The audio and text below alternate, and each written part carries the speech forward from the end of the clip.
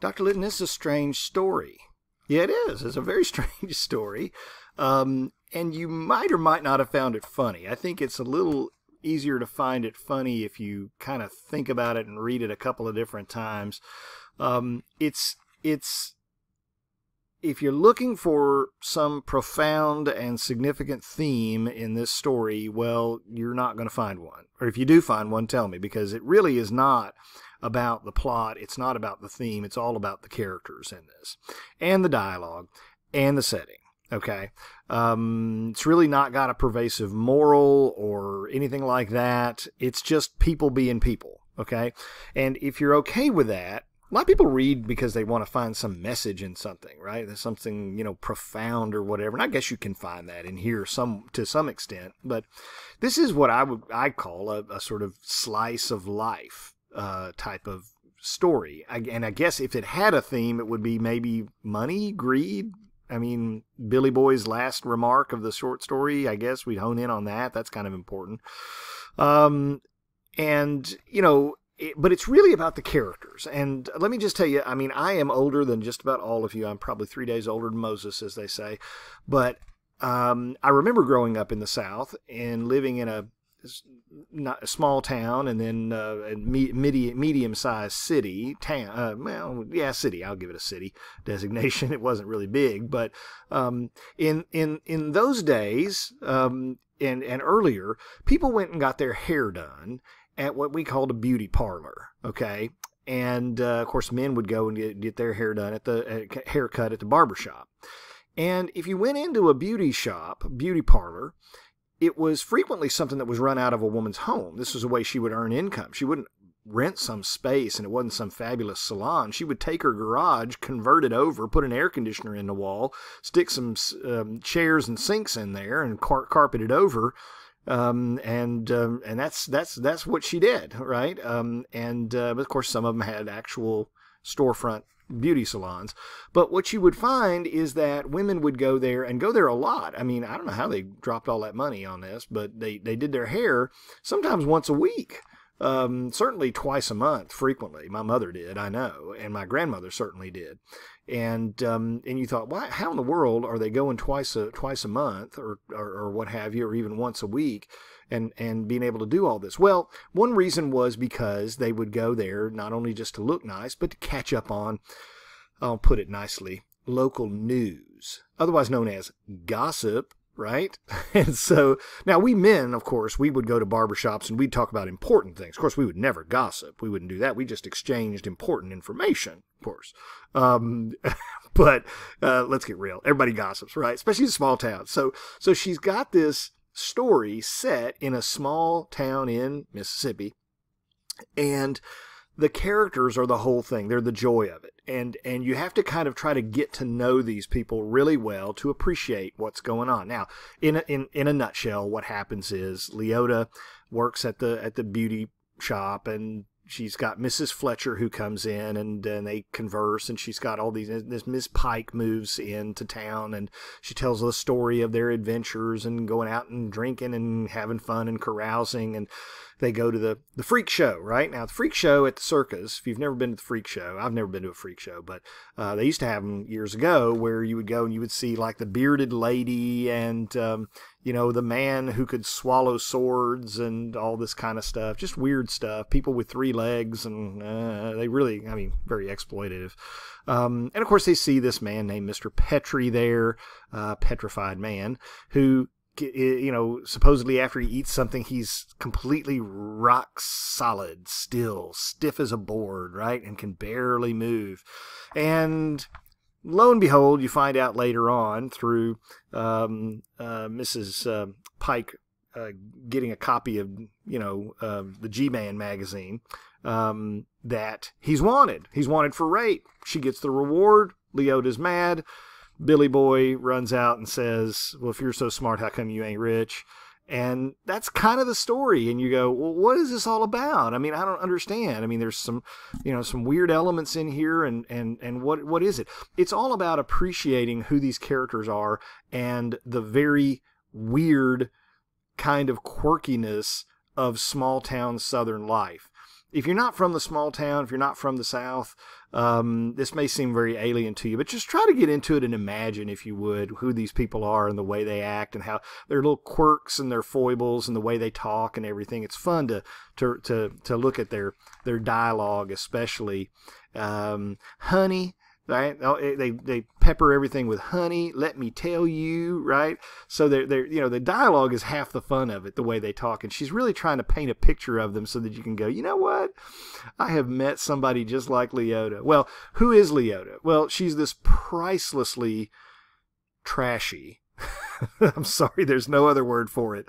Beer swilling, kind of rough around the edges, dirty joke telling Southern hairdresser. And smokes like a fiend. And the beauty parlor that's filled with lavender-colored and lavender-scented things, and the cigarette dangling precariously from her lips as she does your hair. You wonder if the ash is going to fall off on your face while she does it. She's gossipy. Oh, Lord, she's gossipy. And she has atrocious grammar. And we're given a picture of her. It's almost a cartoon, really, of this typical poor white Southerner from a small town. Now, if you are from a small town, you know that people know your business in a small town. You don't even have to advertise it, and people know exactly who's doing what kind of things, and if you know what I mean, with whom, okay? The word gets around. Sometimes it's not even accurate, but people talk, right? I remember I moved to a small town. It had 7,000 people in it. And when the students were gone for the summer, it had 2,000. It was just a tiny little town, Lexington, Virginia. And I went to the grocery store, and I'd been going there for about 2 or 3 months. And I go to the checkout line with 12 items. Of course, you're only supposed to have 10, but of course, I'm special. And I'm checking out, and the lady says, well, this isn't the coffee you usually buy. And I about freaked out because I thought, who is this stalker lady, and what else does she know about me? But in small towns, people know everything about you because, it's just easy to know. Well, she is the local hub of gossip, right? And then you got Miss Fletcher, and this is where Southern sort of class stratification comes into play a little bit. Miss Fletcher is kind of a foil, in a way, or a backdrop, or an opposite, if you will, for Leota, because even though Miss Fletcher isn't really all that. She's not wealthy and highly educated.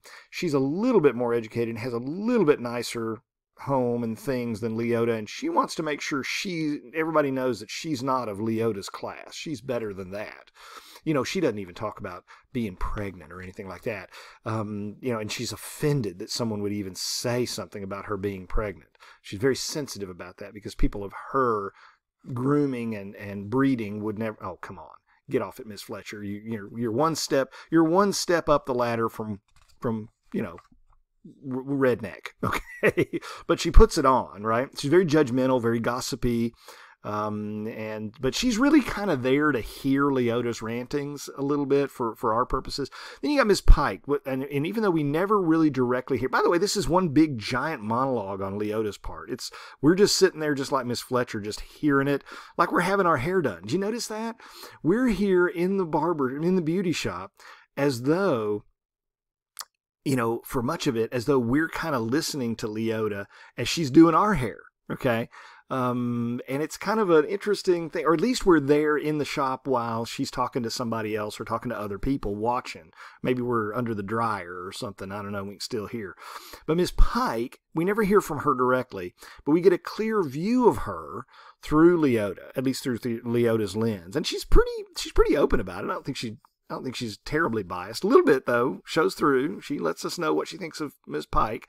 At first, and this happens a lot, it probably happened to you when you were growing up.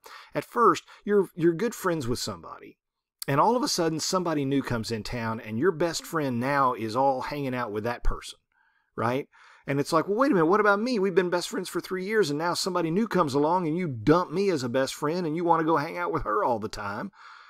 And then, after about a couple of weeks of that, it ends up being one of those flash-in-the-pan friendships, and there's a falling out, and then that person comes running back to you and wants to be your bestie again. You know what I'm talking about? I think you probably do, right?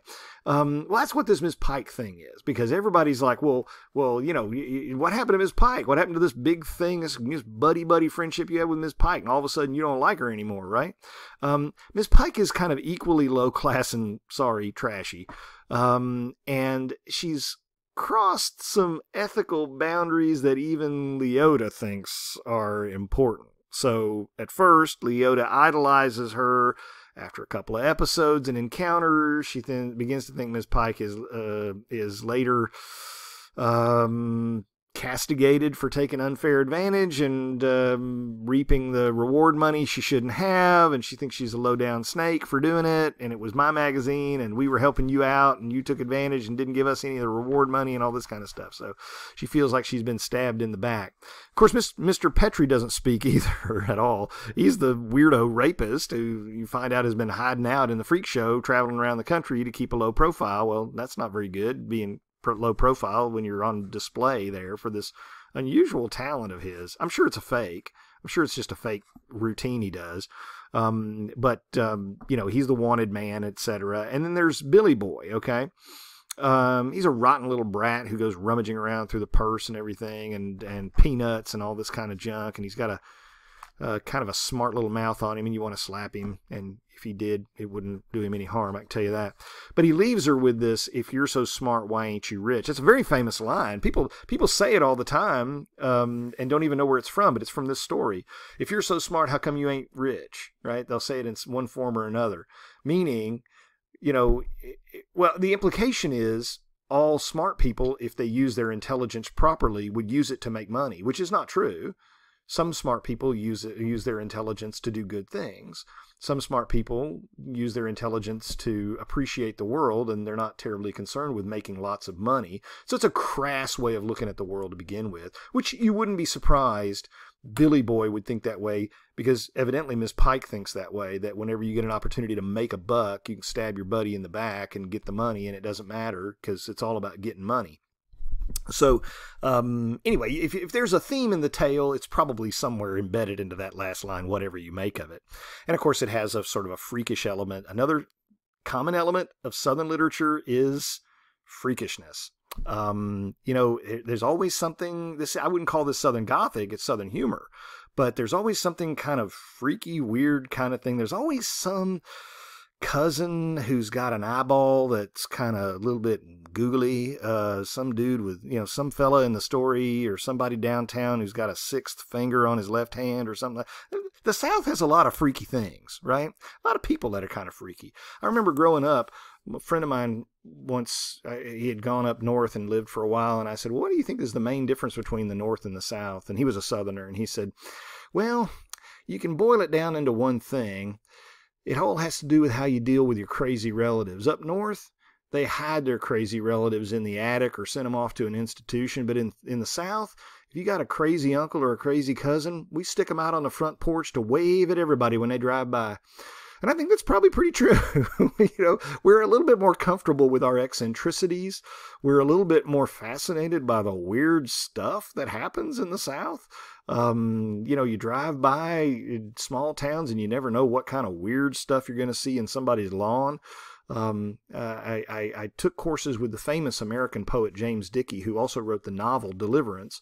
He was one of my professors, and he said when you drive through this countryside in the South back in the 50s, all you saw was revival posters and billboards for laxatives. And he said, you would think that Southerners need Jesus and a good bowel movement more than anything else in the world, because it's all you see out in the countryside. And every time you stop to get gas, there's some weird little freaky kid with some strange, talent, running around barefoot in the yard with a collection of Lord knows what kind of flamingos and things. So this is a story really it's all about Southern humor and the eccentricities of the character and the richness and the strangeness and how fun it is. And I thought it would be fun to give you a slice of life. The next one's going to also be about humor. I'm going to do that in the next video.